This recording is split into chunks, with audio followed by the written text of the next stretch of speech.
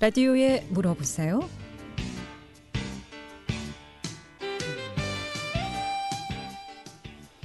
여러분 안녕하십니까? 라디오에 물어보세요. 진행의 김혜정입니다.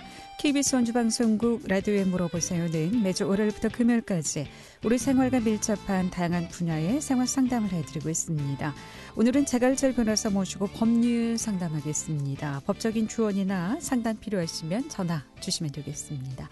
이용할 상담 전화 764국에 6335번, 764국에 6336번 두 대의 전화 준비되어 있고요.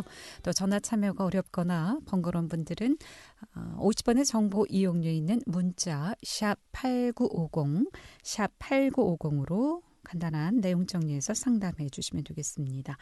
오늘은 요즘 분쟁이 많은 내용을 중심으로 사례 비율로 하나하나 좀 상담을 하겠고요. 이 밖에도 여러 가지 고소고발건이나 또 명예훼손이나 돈 문제, 땅 문제, 상가주택 임대차 보호법도 좋고요. 가사 분쟁도 좋습니다. 법률적 조언이나 상담 필요하시면 전화 지금 주시기 바랍니다. 이용호 씨 상담 전화 다시 한번 알려드립니다. 이용호 씨 상담 전화는 764국에 6335번, 764국에 6336번 두 대의 전화 또는 50원의 정보 이용료 있는 문자 샵 8950으로 상담해 주시면 되겠습니다. 재갈철 변호사 모시겠습니다. 안녕하십니까? 안녕하세요. 네. 자, 요즘 소송은 주로 어떻습니까? 코로나19가 반영된 내용이 좀 관련이 있을까요? 글쎄, 코로나19가 반영된 내용이라기보다는 네. 이제 제가 체감적으로 저의 그 개인적인 경험이긴 하지만 체감적으로 볼 때는 이제 경제 상황이 어려워지다 보니 이혼 소송이 좀 늘은 것 같고요. 예. 상담 전화 먼저 와 있습니다. 상담 전화 연결하겠습니다. 764국에 6335번 전화 주셨습니다. 연결하겠습니다. 여보세요. 아, 예. 예. 84년도쯤이요. 네. 인감권이 없었을 때. 뭐가 없었을 때요? 인감권이 없을 때 어린 나이에서. 예. 예, 그랬을 때 아버지 재산이 형한테로 넘어갔는데. 네. 그거를 좀 반환받을 수 있는 길은 없나요? 아버지께서 돌아가셨습니까? 아니면 살아계십니까? 아니, 그 당시 돌아가시고. 네. 78년도에 돌아가시고 84년도에 좀 넘긴 게 있는데. 78년도에 돌아가셨는데 84년도에 넘겼다는 게 무슨 말씀이시죠? 상속을 형이 혼자 다 받았다는 얘기십니까? 네, 그렇죠. 이제 인간권이 있는 사람은 네. 그 상속 포기를 하고 인간 떼어줬고 네. 인간권이 없는 사람이 한 몇 명 있는데 네. 그 사람들이 받을 수 있는 게 없나요? 일단은 지금은 상속재산을 그 당시에 인감증명이 있어야지 분할이 되거든요. 근데 어찌됐건 그때 어른들이 떼서 줬건 어찌됐건 인감증명을 다 떼서 형한테 재산이 넘어가도록 다 허락을 해준 것 같아요. 표면적으로는. 그런데 만약에 그때 당시에 나는 이런 인감 떼준 적 없다. 그리고 나는 이거 인감에 동의한 적도 없는데 이렇게 상속 분할이 됐다라는 거를 입증할 수 있다면 상속재산 분할을 무효로 돌려가지고 다시 반환받을 수 있는 방법이 있는데요. 그게 아니라 그 당시에는 내가 그 형이 가져가라고 인정을 해줬는데 지금 와서 마음이 바뀌어가지고는 찾을 수 있는 방법은 없습니다. 아니, 그 당시 나이가 어렸었기 때문에. 나이가 어렸다는 것만으로는 인정되는 게 아니라요. 나이가 어렸다 그래도 정식적인 방법이 있습니다. 대리인을 선임해가지고 그 대리인이 대신 상속재산 분할을 해주는 방법이 있는데 그러한 적법한 절차를 다 거쳤으면 지금 와서 할 건 없는 건데 만약에 나이가 어렸는데 그 나이가 어린 걸 기화로 해가지고 잘못된 방법으로 그 인감을 띄거나 상속재산 분할을 했다면 지금 와서도 찾을 수 있습니다. 아, 그런 거 찾을 수 있는 방법은 없겠네요. 엄마가 대표로 어린 동생들을 애들이 어리니까 그냥 용인해 준 것 같은데요. 엄마가 대표적으로 애들이 어리니까 용인해 줬을 경우에는 그건 잘못된 거예요. 왜냐면 엄마도 상속인이고 아들들도 상속인이면 이 상속에 관해서는 엄마가 대리권이 없어요. 원래. 아니, 그 당시에 한 10살도 안 됐으니까 그 애들이. 네, 10살도 안 되든 2살이든 1살이든 엄마는 상속에 대해서 대리권이 없고 법원에다가 특별 대리인을 선임하는 절차를 취했어야 되는데 만약에 어머니께서 알아서 하신 거라면 그 당시 이런 일들을 그러면 한번 다퉈볼 만한 가치가 있어요.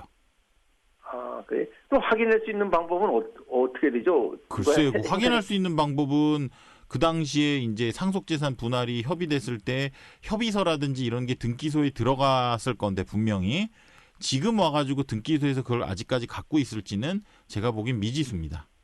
아, 그럼 그걸 서류를 알 수 없을 상태에서는 그게 알 수 없는 상태에서는 소송을 할 수가 없어요. 아, 그 등기가 뭐 35년 정도 됐는데 그게 남아 있을 리는 없을 것 같고요. 거의 없을 것 같네요. 아, 그럼 뭐 전혀 포기해야 되겠네요. 네, 그거는 뭐 적절히 판단하시면 될 것 같습니다. 네, 아, 다시 한번 알겠습니다. 네, 방문하셔서 정확한 상담을 좀 받아보시는 것도 좋을 것 같습니다. 예, 라디오에 물어보세요. 오늘 법률 상담 하고 있습니다. 재갈철 변호사 모시고 법률 상담하고 있는데요. 법적인 조언이나 상담 또 궁금증 이렇게 전화 주시면 상담 받을 수 있겠습니다. 이용하신 상담 전화 764국에 6335번 764국에 6336번 2대 전화 준비되어 있습니다. 요즘 뭐 이혼 네, 그렇게 아무래도 증가하고 있다고요? 경제적으로 많이 힘들다 보니까 서로 이혼으로 이제 치닫는 경우가 많이 있는 것 같고요. 그리고 또 이제 동업이 보통 이제 잘 되다가 코로나로 인해서 실질적인 수익이 생기지가 않으니까 동업이 깨지면서 서로의 다툼도 많이 발생을 하는 것 같고 그리고 뭐 또 다른 부분은 이제 노사관계 이런 부분에 대해서도 다툼이 좀 있는 것 같은데 이 부분은 좀 약간 아이러니하게도 예전에는 그 사측과 노측이 첨예하게 대립을 해서 서로 양보 없는 싸움을 많이 하는 것 같은데 오히려 코로나로 인해 가지고 서로가 이 상황이 힘들다는 걸 아니까 그 노동자 그 근로자들도 사장 그러니까 사측한테 너무 무리한 요구를 하지 않고 사측도 미안하니까 뭐 자신의 일을 차리기보다는 좀 이해를 구하는 그런 형태가 많이 이루어지는 것 같아서 오히려 이 부분은 우리가 보기에는 확 분쟁이 늘어날 거라고 생각했는데 또 그 부분은 그렇지는 않더라고요. 서로 이해해주는 부분이 왜냐하면 서로 어렵다는 걸 어렵다고. 명확하게 알고 있으니까 사람이 제일 그 감정적으로나 마음적으로 다치고 서로 그 법정까지 가게 되는 가장 큰 원인은 돈도 물론 중요하지만 그 있으면서 안 주는 거 그렇죠. 또는 할 수 있는데 못 한다고 하는 거 이럴 때 마음을 다치는 것 같은데 지금은 서로 못 하고 서로 없다는 걸 아니까 그런 부분까지는 친하지 않는 것 같아요. 그렇군요. 예. 라디오에 물어보세요는 법률 상담하고 있습니다. 이용하시 상담 전화 764-6335 764-6336 2대의 전화 준비되어 있습니다. 11시 14분 지나고 있습니다.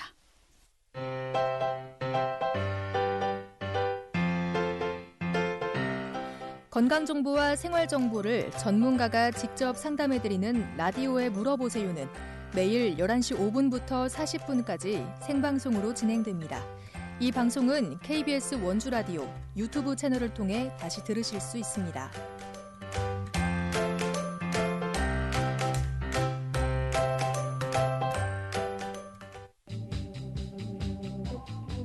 여러분께서는 KBS 원주방송국에서 진행해드리는 라디오에 물어보세요를 듣고 계십니다.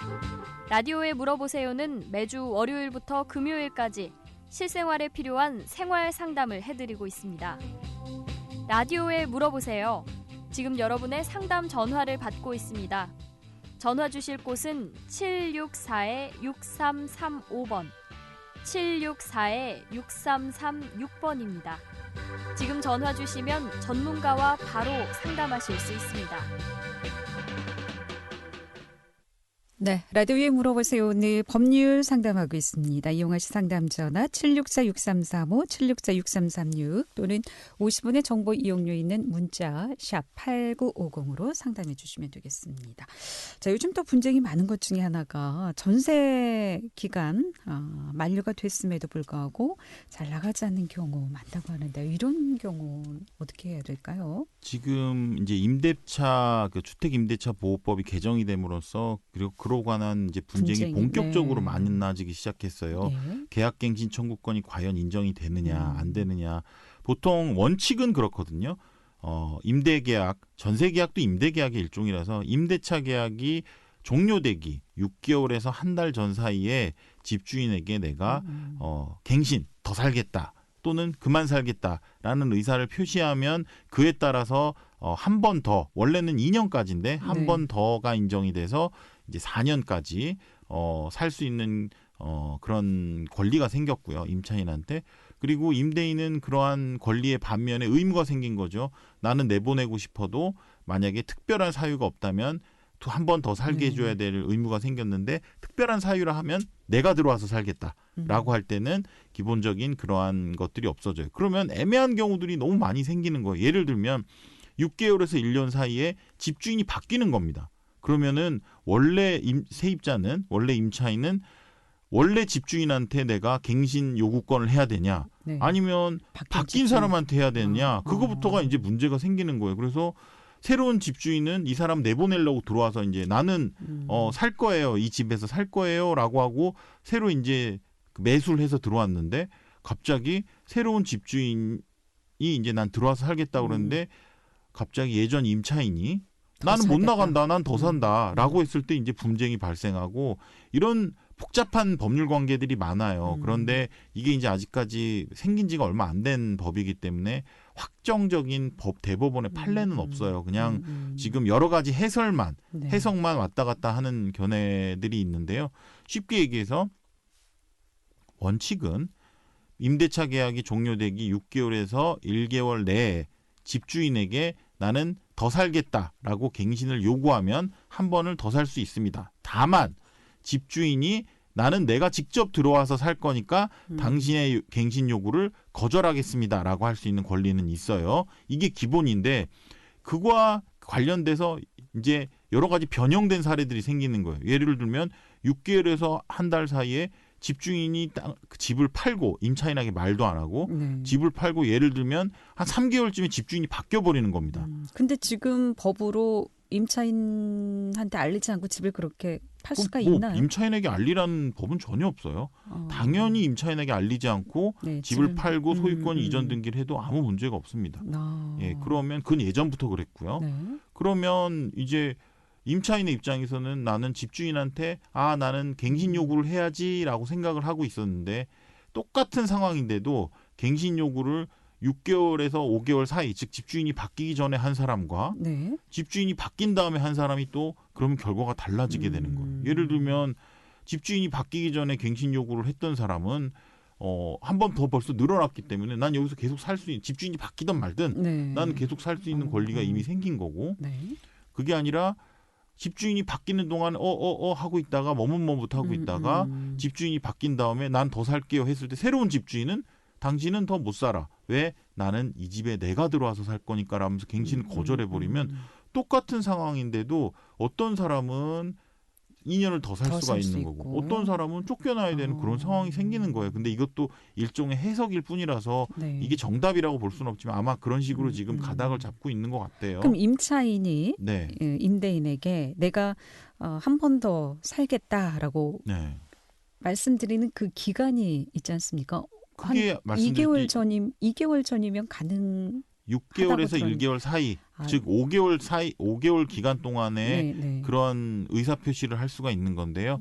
보통 많은 분들이 갱신 요구라고 해서 뭐 거창한 거라고 아는데 그냥 뭐 우리가 많이 쓰는 문자, 카톡, 내용 증명, 뭐 전화, 물론 전화는 녹음을 좀 해야 되겠죠. 왜냐하면 근거가 없으니까 그렇게 해서 나 더 살 거예요. 소유자에게 의사만 표시하고 그거를 소유자가 받았다는 그러한 증거만 있어도 충분히 갱신 요구를 한 겁니다. 그러면은 지금 같은 경우 6개월 전에 통보도 하지 않았는데 임대인에게 더 살겠다고 주인이 바뀌었다. 이런 경우 임차인 입장에서는 그냥 나가야 되는 건가요? 어떻습니까? 그렇죠. 그 새로운 주인이 난 내가 들어와 살 거니까 당신은 나가세요 하면 나가게 되는 거예요. 근데 만약에 똑같은 상황인데도 임차인이 부지런해서 6개월 되자마자 바로 미리 난 더 살겠다라고 하면 새로운 주인이 들어오든 말든 이미 갱신이 됐기 때문에 2년을 더 살겠다는 이런 해석이 지금 주유적인 해석인데 글쎄 이게 확정적으로 고정이 될지는 잘 모르겠으나 지금 현재는 그렇게 해석되고 있는 것 같아요. 그럼 새로 이제 주인이 바뀐 새로운 주인이 본인이 사는 것이 아니고 다시 지금 살고 있는 임차인이 아닌 내 가족 중 뭐 딸이나 또는 뭐 친인척을 좀 들어와서 살게끔 하고 싶다. 예. 이런 경우도 있지 않겠습니까? 네, 그런 경우는 어떻게 됩니까? 그거는 인정이 되지 않고요. 그런 이제 경우는 자기와 같이 세대주를 이루는 사람 그리고 아주 가까운 그 법에 정해져 있는 아주 가까운 그 가족들은 실질적으로 뭐 내가 들어서 하는 거랑 같은 정도의 가족들은 인정이 되는데요. 딸이나 아들인 경우에는 인정이 된다. 근데 그것도 제가 확인을 해봐야 되겠는데 세대가 다르면 안 되는 걸로 알고 있고 그건 제가 확인을 좀 해보겠습니다. 그게 저도 법이 생긴 지가 얼마 안 돼서 임대차 3법이 참 그래서 분쟁이 많은 것 같아요. 지금. 분쟁이 앞으로도 되게 많을 거예요. 그래서 실제로 이 부분에 대한 그 해석과 그리고 상담도 좀 법률 전문가인 변호사들도 잘 하기가 어려운 게 지금 판례도 없고 네. 그리고 이게 해석하기에 좀 난해한 부분이 좀 있어서 확정적으로 해석하기에는 좀 어려운 부분이 있습니다. 어찌 됐건 그러한 우여곡절을 겪어서 이제 그 임차인이 나가야 되는 상황이 됐을 때 뭐 네. 갱신 청구권 이런 건 이제 논외로 하고 그 나가야 되는 상황이 됐는데도 안 나갈 때는 어떻게 해야 되느냐 이런 부분에 대해서 말씀을 드리면 일단은 가장 쉬운 거는 만약에 월세를 사는 사람이라면 네. 월차임으로 받는 사람이라면 보증금에서 월세를 까면 되는 거겠죠. 그러면서 또는 전세라면 보증금에서 월세를 깔 수는 없고 그냥 전세금을 안 돌려준 상태에서 네. 명도 소송이라는 걸 하셔야 돼요. 명도 소송. 네. 그것은 소유자가 임차인에 대해서 청구할 수 있는 권리고요. 사람을 내보낼 수 있는 겁니다. 그런데 이게 보통 한 6개월 정도 소요되기 때문에 보통 이분들이 임차인들이 때가 돼서도 안 나갈 것이 분명한 경우 예를 들면 뭐 그 계약에 대해서 분쟁이 있거나 서로 난 더 살겠다 안 살겠다 이런 분쟁 때문에 안 나갈 것이 분명한 경우에는 계약이 갱신되기 그러니까 계약이 종료되기까지 기다리지 마시고 네. 미리 소송을 하셔야 돼요. 왜? 어차피 6개월이 소요되기 때문에 계약이 종료된 다음에 소송을 하면 늦어요. 벌써 6개월이 더 지나버리기 때문에 미리미리 소송을 하셔야 될 거를 조언을 그럼 드리겠습니다. 임차인에게 확인을 해봐야 되는 상황이나요?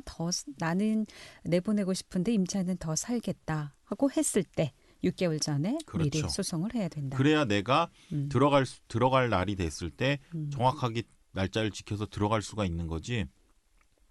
안 나가겠다는 얘기를 처음 듣고 그때 소송을 하면 그 이후로 6개월이나 걸리는 시간을 허비해야 되기 때문에 네. 그거는 좀 어려운 점이 있을 것 같습니다. 서울에서는 기사를 보니까 그래서 임차인이 나가면서 집주인에게 만약에 월세로 살았다면 한 4, 5개월 분에 월세를 위로금주로 요구하는 그런 사례들도 그거는 많다고 이제 하더라고요. 그거는 제가 그 방송에서 말씀드리기가 좀 애매한 게 그거는 당사자 간에 서로 협의니까 그것이 옳다 그르다라고 말하기는 어렵지만 일단은 법률적으로는 그걸 줄 이유는 없어요. 다만 지금 그 돈을 준다는 거 4, 5개월치 월세를 이사비로 준다는 자체가 임대인의 입장에서는 상당히 지금 큰 부담이 되고 있다라는 거에 대한 반증이 되겠죠. 어찌됐건 주고받는 게 뭐 불법이라거나 뭐 아니면 뭐가 잘못됐다는 건 아니고 당사자 간의 합의지만 어찌됐건 소유자 입장에서는 상당히 부담이 되고 있는 그런 상황인 건 맞다라고 말씀드릴 수 있죠. 네. 라디오에 물어보세요. 오늘 재갈찰 변호사 모시고 법률 상담하고 있습니다. 이용하실 상담 전화 764-6335, 764-6336. 또 전화가 좀 어려운 경우 또 불편한 경우 50원의 정보 이용료에는 문자 샵 8950으로 상담해 주시면 되겠습니다. 11시 25분 지나고 있습니다.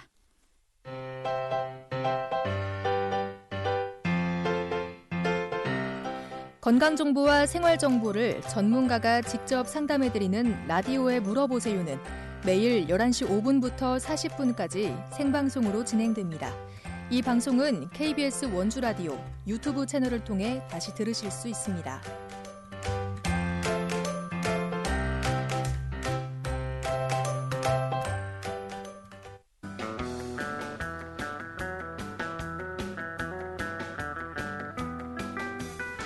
여러분께서는 KBS 원주방송국에서 진행해드리는 라디오에 물어보세요를 듣고 계십니다. 라디오에 물어보세요는 매주 월요일부터 금요일까지 실생활에 필요한 생활 상담을 해드리고 있습니다. 라디오에 물어보세요. 지금 여러분의 상담 전화를 받고 있습니다. 전화 주실 곳은 764-6335번, 764-6336번입니다. 지금 전화 주시면 전문가와 바로 상담하실 수 있습니다. 네, 라디오에 물어보세요. 오늘 법률 상담하고 있습니다. 상담 전화 계속해서 연결하겠습니다. 이번에 764국에 6336번 전화 주셨습니다. 연결하겠습니다. 여보세요? 네, 안녕하세요. 네, 안녕하십니까? 어떻게 네. 궁금하십니까? 네. 그 불법 건축물 또는 무허가 건축물에 대한 고발건이 네. 담당 행정기관에서만 가능한지와 네. 또 그 고발할 수 있는 공소시효가 있는지 좀 알고 싶어요. 불법 건축물을 짓고 그다음에 아까 말씀하셨던 다른 가건물이라든지 이런 걸 지은 거는 보통은 통상적으로는 형사적인 사건으로 비화되지는 않고요. 일반적으로 담당 관청에다가 제보를 하면 관청에서 이행강제금이라는 걸 부과해요. 네. 그래서 철거할 때까지 돈을 계속 내라라고 하는 거를 계속 받다가 그것이 계속 이루어지지 않을 때는 행정대집행이라고 그래서 행정관청에서 보통 철거를 하기도 하는데요. 그런 경우는 아주 극히 드문 경우고 보통은 이행강제금만 보통 주로 받고 통상적인 경우, 특별히 예외적인 경우 아니면은 관청에서만 받는 게 맞습니다. 형사사건으로 비화되지 않기 때문에 그래요. 관청에서 형사 고발을 하거나 그럴 수는 없는 사안인가 보죠. 없지는 않아요. 법률적으로는 정해져 있는데 실무상 그렇게 하는 경우가 그리 많지는 않아요. 왜냐하면 만약에 불법 건축물을 지었거나 소유하고 있는 사람을 법적으로 모두 만약에 고발을 한다면 너무나 많은 전과자도 양상되고 이런 부분이 있어서 실제로 이행강제금을 부과하는 경우는 있지만 형사적으로 고발을 하는 경우는 그리 많지는 않은데요. 이론상으로는 가능합니다. 그러면은 그 이행강제금을 계속 물기만 하고 있어도 가능하다는 얘기네요. 그렇습니다. 그렇게 하는 경우도 상당히 많이 있고요. 그 원래 이행강제금이라는 건 2회인가 몇 회까지 하나 그런 얘기를 들은 것 같은데 그렇지 않습니다. 그렇지 않고 네, 영원히 부과되는 경우도 있어요. 영원히 네. 계속 이행강제금만 물고 네. 불법 건축을 그대로 갖고 있는다 이런 얘기네요. 네, 그런 경우도 있습니다. 원칙적으로는 그런 경우가 있으면 안 되고 대집행이라고 해서 철거를 하는데요. 그렇죠. 현실적으로는 그런 경우도 많이 있습니다. 네. 알았습니다. 네, 고맙습니다. 네. 예. 그러면 담당 관청이라면 그 면사무소도 있고요. 동사무소도 있는데 네. 시청도 그거는 있고. 그때 관계 알아보시면 없습니다. 전화해서 네, 알아보시면 네. 되죠. 네. 계속해서 상담 전화 받습니다. 이번에 764국에 6335번 전화 주셨습니다. 연결하겠습니다. 여보세요? 네, 여보세요. 네. 네, 말씀하세요. 네, 그 전세 계약서 갖고서 확정일자를 받는다는 말이 있죠. 그럼요. 전세계약서에는 확정일자를 반드시 받아야 합니다. 그렇지 않으면 보호를 받지 못해요. 예. 그러면은 이게 이제 처음에는 확정일자를 받는데 나중에 금액을 올려줬거든요. 2년이 지나서. 올려준 그 새로운 계약서를 가지고 확정일자를 또 받으셔야 돼요. 그러면은 네. 그거를 근데 지금 한 3개월 됐는데 안 받고 있다가 지금이라도 가서 받아야 되는 거네요. 그래도 문제 없습니다. 다만 그 사이에 무언가 새로운 법률 관계, 예를 들면 그 사이에 뭔가 저당을 잡았다거나 그 사이에 뭔가 누군가로부터 압류가 들어왔거나 그 사이에 그러면은 예전에 받았던 확정일자 있죠. 네네. 그거만큼만 보호가 돼요. 그러니까 지금까지 아무 일도 없었으면 3개월이 아니라 6개월이 지나서도 지금이라도 확정일자를 받아도 다 보호가 되는데요. 네네. 그 사이에 만약에 제가 전 확정일자를 받은 거와 지금 확정일자를 받은 그 텀, 예를 들면 3개월이죠, 지금. 그 사이에 뭔가 근저당이 들어왔거나 압류가 들어왔으면 그 늘어난 만큼은 보호받지 못해요. 근데 지금 그렇게 그 3개월 안에 뭔가 큰 문제가 있을 것 같지는 않으니까요. 좀 당장 빨리 받으시면 별 문제 없을 것 같습니다. 이거는 동사무소나 이런 데 가서 받는 건가요? 주민센터, 동사무소죠. 예전엔 동사무소라고 했죠. 주민센터에 가서 주민등록 옮기는 부서에 가서 받으시면 도장을 꽝 찍어줍니다. 여기 확정일자 이래가지고 도장 받으시면 그걸로 충분합니다. 예, 알겠습니다. 네. 전세 계약서 인감증명 지참하는 것도 알아두시면 되겠습니다. 네, 라디오에 물어보세요. 법률 상담 함께하고 있습니다.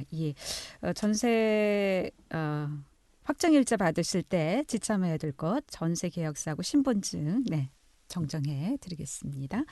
예, 라디오에 물어보세요. 오늘 법률 상담하고 있습니다. 다음은요. 이 전세 땅에 이제 땅을 빌려주고 집을 짓게 한 경우 월세나 토지 내지 않고 또 기간 내 임기간이 만료됐음에도 불구하고 계속 살고 있을 경우 이런 경우는 참 흔하죠.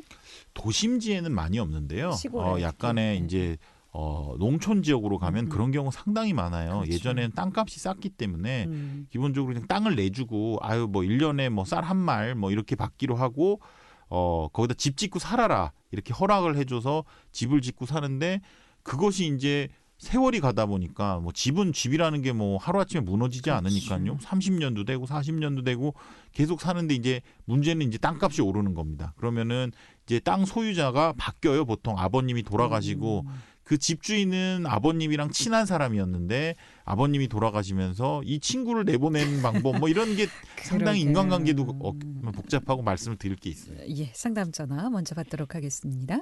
764국에 6335번 전화 주셨습니다. 연결하겠습니다. 여보세요. 예, 궁금한 게 있어서 전화를 드렸습니다. 네, 말씀하세요. 예전에 그 산이 그 종중 명의로 4인 명의로 돼 있었거든요. 네. 근데 그분들이 다 돌아가셨어요. 네. 그래서 그걸 현재 지금 종중 명의로 돌릴 수 없는가 궁금해서 전화를 드렸습니다. 4인의 유족들이, 4인의 상속인들이 모두 동의를 하신다면 그거에 대해서 이전을 할 수 있는 방법은 너무나 많고요. 예.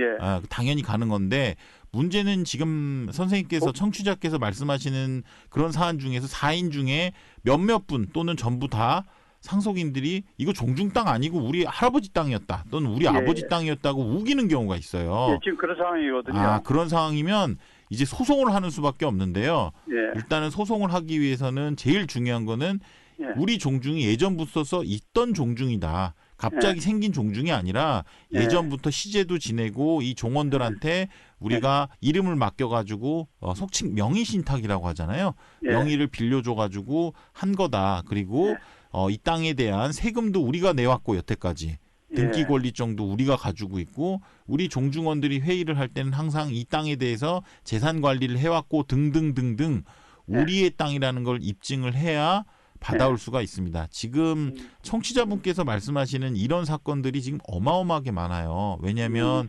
예전에 4인 명의로 갖고 계신 그분들은 종중의 활동을 하셨고 당연히 종중의 땅이라는 인식이 강하기 때문에 그런 일들이 없지만 돌아가시면서 또는 지가가 상승하면서 사람들이 마음이 변합니다.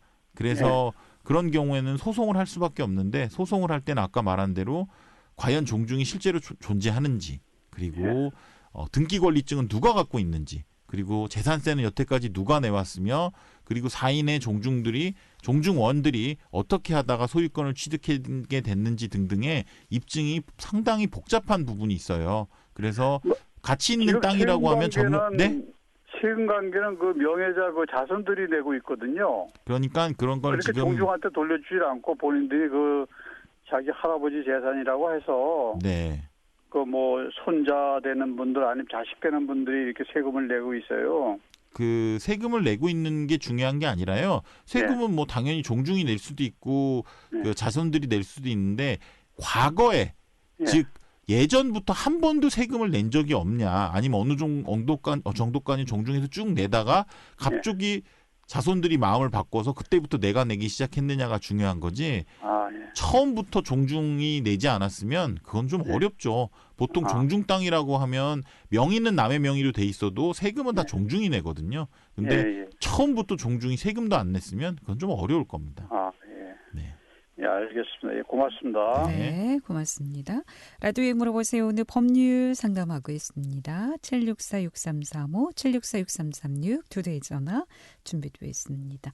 자, 앞서 땅을 빌려주고 집을 짓게 해서 살았다가 이제 땅값도 오르고 좀 나가줬으면 좋겠는데 나가지는 않고. 그렇죠. 문제. 그래서 일단은 서로 이제 기간도 정하지 않는 거예요. 그냥 집 짓고 살아라. 계약서도 없어요. 보통 이런 경우가 많거든요. 그리고 건물도 무허가 건물인 경우가 상당히 많고요. 그래서 그런 경우에는 아까 말씀하신 대로 그 여러 가지 법률 관계가 복잡한데 그거는 상담 전화를 받고 예. 해야 될 상담 전화 그럼 먼저 연결하겠습니다. 764국에 6335번 전화 주셨습니다. 연결합니다. 여보세요. 네, 여보세요. 네. 네, 말씀하세요. 예. 집이 시골인데요. 네. 그 구찌뽕을 옆집에서 심었더라고요. 네. 근데 새가 날아오니까 네. 이렇게 뭐 총을 이렇게 이렇게 불 공기총? 나오는 그거를 계속 쏴대더라고요. 그래서 네. 그거는 이제 참았는데 네. 이게 새가 날아오니까 반짝반짝한 줄을 이렇게 쳐놨더라고요. 네. 그러니까 햇빛이 반사하니까 우리 유리창으로 바로 이제 그게 자꾸 반사가 돼서 네.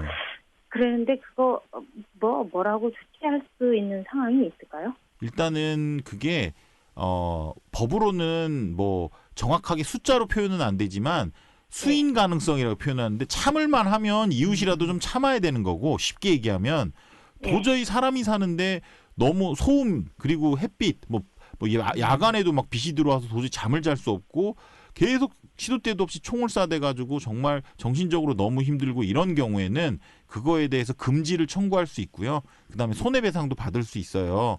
그래서 단도직입적으로 제가 한마디로 말씀을 드리면 된다 안 된다가 아니라 참을만 하면 참아야 되는 거고 도저히 참을 수 없는 지경이면 금지랑 손해배상을 청구할 수 있다. 이 정도로만 말씀을 드릴게요. 네, 알겠습니다. 네, 고맙습니다. 예. 자, 이 땅 문제 그러면은 해결하기 쉽지 않을 것 같은데요. 네, 이게 땅을 가지고 철거 청구를 먼저 해야 되는데 철거 청구를 할 때 가장 유의해야 될 거는 만약에 지료를 우리가 약정한 대로 계속 밀린 바 없이 내고 있는 상황이면 그 집을 내가 사줘야 되는 경우가 생겨요. 그걸 지상물 매수 청구권이라 그러는데 나는 이 사람 그냥 돈 한 푼 안 주고 내쫓을 수 있고 돈 한 푼 안 주고 이 집을 허물어 버릴 수 있을 거라고 생각하고 철거 청구를 하시는 분들 중에 그 반소라는 걸 당해가지고 아까 말한 대로 오히려 자기한테는 쓸모없는 집 그리고 철거해야 될 이 집을 떠안게 되는 경우도 생기는 겁니다. 그래서 법률적으로 과연 임대 계약은 잘 체결돼 있는지 그리고 도지라 그러죠. 차임은 잘 지급을 했는지 이런 등등을 법률적으로 좀 검토하고 철거 청구가 들어가야 될 겁니다. 예. 오늘 여기까지 듣겠습니다. 고맙습니다. 라디오에 물어보세요. 오늘은 자갈철 변호사 모시고 법률 상담했고요. 내일 이 시간에는 원주 연세비뇨기과 최은동 원장 모시고 비뇨기과 질환 상담하겠습니다. 함께해 주신 여러분 고맙습니다. 안녕히 계십시오.